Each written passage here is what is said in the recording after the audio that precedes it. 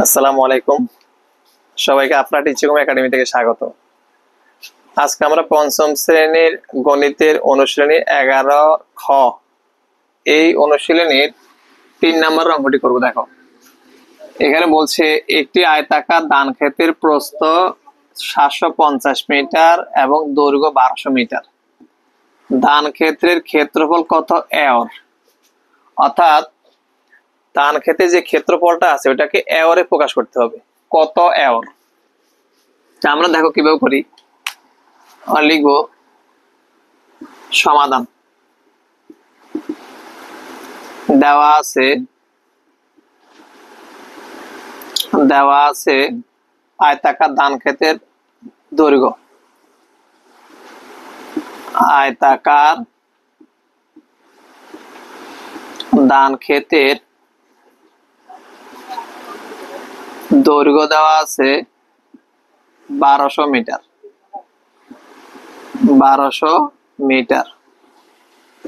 আয়তাকার ধান ক্ষেতের প্রস্থ দেওয়া আছে 750 মিটার। সুতরাং আয়তাকার ধান ক্ষেতের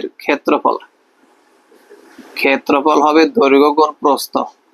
তোমরা সবাই জানো ক্ষেত্রফলের সূত্র দৈর্ঘ্য প্রস্থ। এটা বর্গ মিটার হবে, বর্গ মিটার। আমরা এখানে গুণটা দেখাই দিব, গুণটা না দেখাই দিলে তোমরা যেহেতু পঞ্চম শ্রেণীতে অবশ্যই গুণ দেখাই দিবা, ক্যালকুলেটরে হিসাব করে লিখবা না।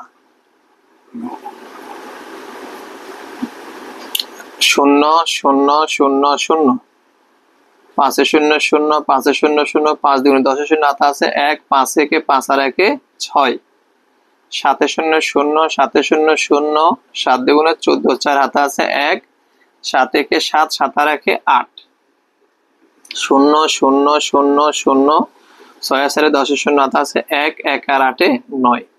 তাহলে এখানে কত? 90,000 না সরি 9 লাখ। একক দশক শতক হাজার অযুত লক্ষ, 9 লক্ষ বর্গ মিটার।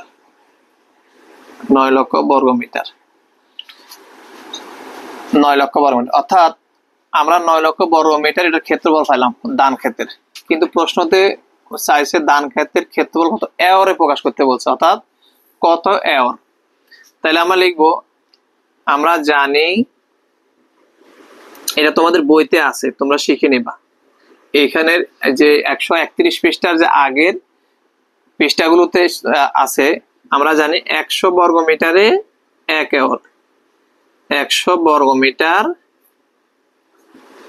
সমান 1 একর। এটা তোমরা অবশ্যই তোমার শিখে নিবা, তোমাদের বইতে আছে 1 একর। তাহলে কত বর্গ মিটার পাইছি আমরা? 9 লক্ষ বর্গ মিটার। একক দশক শতক হাজার অযুত লক্ষ। 9 লক্ষ বর্গ মিটার।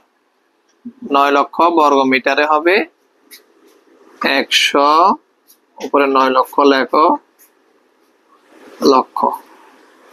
তাহলে এইখানে উপরে 2 শূন্য 2 শূন্য কেটে দাও, থাকে আমার 9000। 9000 একর।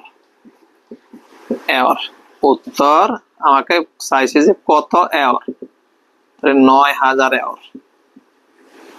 একর এটি হবে আমাদের এই 3 নম্বরের প্রশ্নের উত্তর।